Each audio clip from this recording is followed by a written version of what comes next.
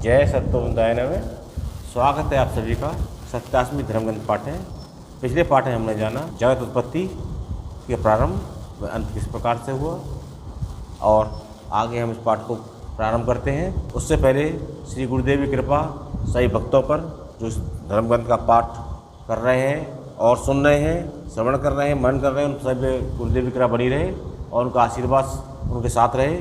इसी कामना के साथ हम आज शुरू करते हैं 87वीं धर्मग्रंथ पाठ। प्रश्न: भगवान सत्यनारायण ने सतई से पूछा, प्रत्येक मनुष्य ने अपने तीनों कालों में जानने की जिज्ञासा आदि काल से ही रही है और इसमें सफलता भी प्राप्त की है, परंतु इस त्रिकालज्ञ विद्या की प्राप्ति में अनेक भेद देखने में आए हैं कि त्रिकालज्ञ होने के लिए कुछ योगी आज्ञा चक्र को महत्वपूर्ण मानते हैं, कुछ हृदय चक्र प्रभु मानते हैं और कुछ अन्य अशरीरी आत्मा व देवी देव आदि की सहायता को महत्वपूर्ण मानते हैं। परंतु इस दिव्य चक्षु की प्राप्ति का वास्तविक स्थान शरीर में कहाँ है, यह ज्ञान बताएं। उत्तर: ऐसा सुनकर सत्तई ने कहा, प्रभु आप स्वयं इस त्रिकालज्ञ विद्या के संपूर्ण ज्ञाता हैं और मुझे भी यह विद्या प्राप्त है। तब मैं इस विद्या के स्तर भेद कहते हुए इस परम गोपनीय विद्या के विषय में कहती हूँ कि अनेक योगी व अवतारों ने इस विषय में शास्त्र में लिखा है कि पहला, नासाग्र पर अपनी दोनों दृष्टि स्थिर कर हृदय स्थित महाज्योति में स्थित चिदाकाश में जब योगी का संयम स्थिर होता है तब उसे त्रिकालज्ञ स्थिति की प्राप्ति होती है। उस योगी के 3 कालक्रम में उपस्थित समस्त जीव जगत का प्रत्यक्ष कर्म फल स्पष्ट दिखाई देता है। विशेष यही नासाग्र पर दृष्टि स्थिर किए हुए योग अवस्था का दर्शन अर्थात शांभवी मुद्रा का दर्शन आज भगवान शिव, विष्णु, ब्रह्मा तथा त्रिदेवी व महात्मा बुद्ध, महावीर स्वामी और मुस्लिम ईसाई संतों में दिखाई देता है। और नेस्त्रोदेमस और भविष्यवेता भी अपना ध्यान अपने नासाग्र हृदय के सामने कर भविष्य ज्ञान प्राप्त करते थे। कारण सहस्त्रार चक्र में आत्मा का निवास है और आज्ञा चक्र में आत्मा की समस्त मानसिक कर्म रूपी अप्रत्यक्ष आनंद इच्छा प्रस्फुटित होती हैं और समस्त आत्म आनंद इच्छाओं का भौतिक व आध्यात्मिक क्रिया प्रतिक्रिया रूपी द्वंद्व या संघर्ष हृदय चक्र में होता है। यही हृदय चक्र में समस्त प्राणवायु अपना कर्म चक्र भी पूर्ण करती है। अतः मनुष्य या जीव की समस्त आत्म आनंद इच्छा से 16 भावों में प्रस्फुटित होकर काम, कर्म, क्रिया व ज्ञान में रूपांतरित होकर विश्व में प्रसारित होती है। तब जीव के भौतिक मैं का ये अपना पराय का भेद उपस्थित होता है। अतः प्रेम क्रिया व घृणा प्रतिक्रिया रूप में हृदय चक्र में ही प्रस्फुटित होती है और एक मैं हूँ और एक और ईश्वर, इष्ट, देव, देवी आदि विभिन्न साकार निराकार दर्शन रूपी दूसरे का भेद दिखाई देता है। यही भेद 3 काल कर्म से अनुभूत होता है कि मैं पूर्व भी था, मैं अब भी हूँ और भविष्य में भी रहूँगा और मैं तीनों कालों में बटा हुआ कैसे मानता हूँ व इस मानने का कारण क्या है, यही ज्ञान हृदय क्षेत्र पर ध्यान करने पर प्राप्त होता है। यही त्रिकालज्ञ विद्या का वास्तविक क्षेत्र है। दूसरा, आज्ञा चक्र में त्रिकालज्ञता प्राप्ति का विषय। आज्ञा चक्र में मन का 2 भाग में निवास है। पहला, पूर्व अनुभव लिए आत्मानंद इच्छा रूपी प्रत्यक्ष ज्ञान। इस नित्य स्थिर ज्ञानी मन को पुरुष कहा गया है। और दूसरा, पूर्व प्राप्त अनुभव जनित ज्ञान की पुनः प्राप्ति की आत्म आनंद इच्छा रूपी प्रत्यक्ष ज्ञान। इसे नित्य परिवर्तित होते ज्ञान मन को प्रकृति अर्थात स्त्री कहा गया है, क्योंकि पुरुष आनंद इच्छा रूपी बीज दान कर आत्म आनंद की पुनः प्राप्ति को स्थिर बना रहता है और उस आत्म आनंद रूपी इच्छा बीज को मैं की आत्म विभक्त अवस्था प्रकृति या स्त्री गर्भ धारण कर पूर्व प्राप्त आनंद की पुनरावृत्ति कर स्वयं भी आत्म आनंद प्राप्त करती है। और इस प्रकार स्त्री से प्राप्त अपने जैसे या अपना ही आत्म स्वरूप से पुरुष भी आत्म आनंदित होता है। अतः आज्ञा चक्र में मन की ये दो स्त्री प्लस पुरुष रूपी द्वैत अवस्था मात्र आत्म इच्छा को लेकर प्रस्फुटित या प्रकट होती है। अतः आज्ञा चक्र में मात्र आत्म इच्छा की आज्ञा ही प्रकट हो रही है। अतः यहाँ कर्म नहीं है, और जब इच्छा अभिक्रिया या कर्म में नहीं बदलती है तब जीव तो है, पर जीव की सृष्टि नहीं हुई है।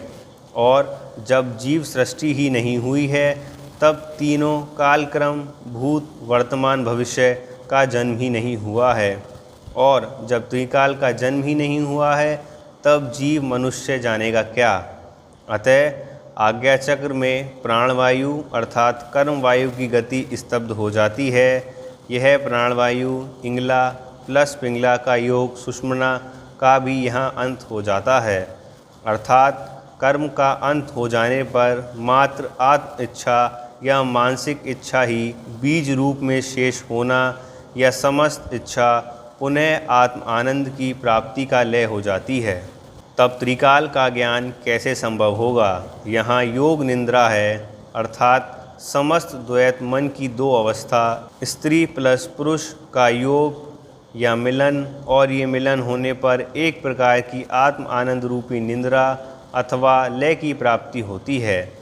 तब यहीं आज्ञा चक्र में निर्विकल्प समाधि की प्राप्ति हेतु ध्यान किया जाता है। जैसे रामकृष्ण परमहंस ने अपनी ईष्ट काली का साक्षात दर्शन प्राप्ति की यही सर्वविकल्प समाधि थी।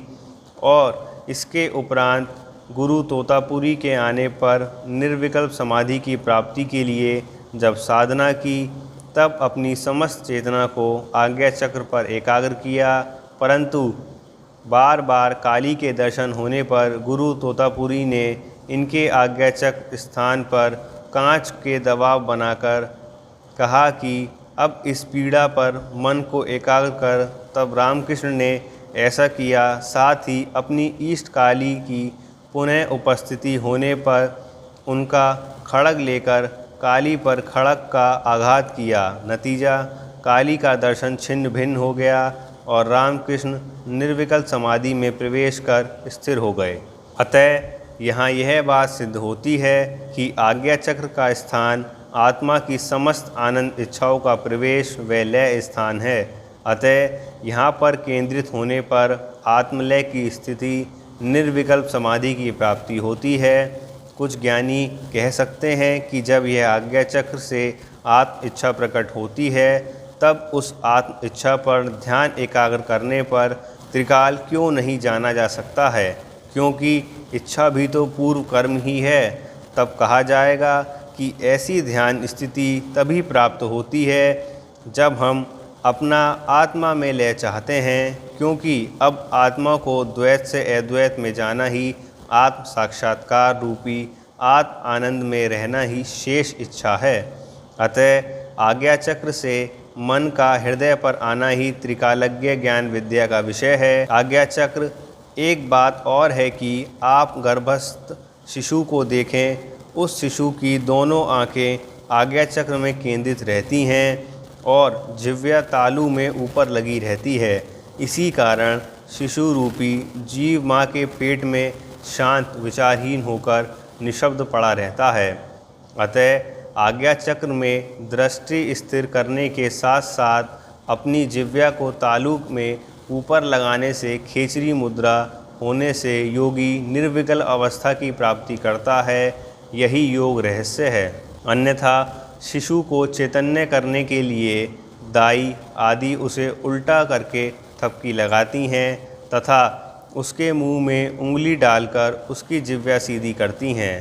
तब बच्चा अचेतन से चैतन्य होकर रोता हुआ शब्द कहता है। अतः आज्ञा चक्र निर्विकल्प समाधि प्राप्ति का क्षेत्र है। साथ ही साथ एक ज्ञान की बात है कि जो योगी आज्ञा चक्र में ध्यान या संयम कर ब्रह्म स्थिति ब्रह्म द्वार से सहस्त्रार्थ में नहीं जाते हैं, बल्कि अपने सूक्ष्म शरीर या प्राण शरीर को वहाँ से बाहर जगत में ले जाते हैं, इस कला में दक्षता प्राप्त करते हैं वे अपने सूक्ष्म शरीर की सहायता से जगत में विचरण कर जो ज्ञात करना है उस समाचार पदार्थ को ज्ञात कर सकते हैं, परंतु इस प्रकार भी उन्हें सूक्ष्म शरीर में रहते हुए भी हृदय चक्र में स्थित चिदाकाश का सहारा लेना पड़ता है, तभी जगत का अस्तित्व बनता है, अन्यथा नहीं।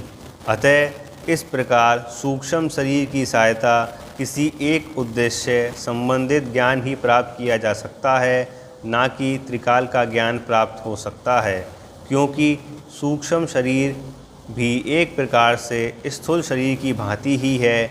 बस अंतर इतना है कि स्थूल शरीर को यात्रा करने में काल का प्रभाव व दूरी का प्रभाव ज़्यादा होता है, अतः देर लगती है, और सूक्ष्म शरीर पर काल और दूरी का प्रभाव कम होता है, अतः समय कम लगता है। इसे ऐसे समझें कि आपका शरीर किसी तेज वाहन से जाकर सूचना प्राप्त कर लाए, बस इतनी बात है, परंतु सूक्ष्म शरीर के होने पर भी तीनों कालों के क्रम में प्रवेश नहीं किया जा सकता है।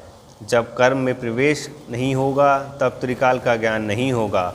सूक्ष्म शरीर का कार्य इस प्रकार से है जैसे आदि गुरु शंकराचार्य द्वारा मंडन मिश्र की पत्नी भारती मिश्र द्वारा काम संबंधित प्रश्न के उत्तर प्राप्ति हेतु अपना शरीर त्याग कर एक मृत राजा के शरीर में सूक्ष्म शरीर से प्रवेश कर काम शास्त्र का ज्ञान प्राप्त कर शास्त्रार्थ में विजय प्राप्त करनी। अतः सूक्ष्म शरीर को भी ज्ञान प्राप्ति हेतु स्थूल शरीर व स्थूल जगत का सहारा लेना पड़ता है, और सूक्ष्म शरीर को बनाए रखने के हेतु भी अपने भौतिक शरीर को बनाए रखना पड़ता है, अन्यथा भौतिक शरीर के नष्ट होने पर सूक्ष्म शरीर को अपनी शेष इच्छा कर्म के फलस्वरूप शीघ्र नया जन्म लेना पड़ता है।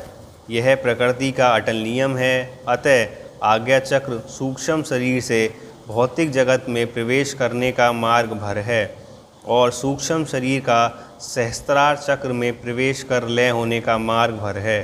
अतः आज्ञा चक्र त्रिकालज्ञ विद्या की पूर्ण प्राप्ति का चक्र नहीं है।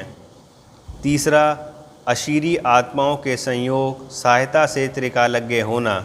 अनेक भविष्य दृष्टाओं की ध्यान अवस्था में ऐसा लगता है कि वे किसी अशीरी आत्मा देव देवी आदि से वार्ता कर प्रश्न उत्तर प्राप्त कर बता रहे हैं, जबकि वास्तविकता यह है कि वे ऐसा करने में अपने हृदय चक्र में अपने को एकाग्र करते हैं, और अपने हृदय में अपने इष्ट देव देवी आदि रूप चित्र कर पूर्ण एकाग्रता की प्राप्ति हो जाने पर वे चिदाकाश, एक प्रकार का काल दूरी रहित नित्य आकाश जो हल्के नीले रंग का प्रकाश युक्त आकाश होता है, में स्थिर हो जाते हैं, और वहाँ पर जीव जगत का कर्म फल प्रत्यक्ष देख पाते हैं। जब वहाँ से लौटते हैं तब उन्हें यह लगता है कि उन्हें ये ज्ञान उनके ईष्ट ने दिया बताया है, जबकि यह योग विज्ञान है।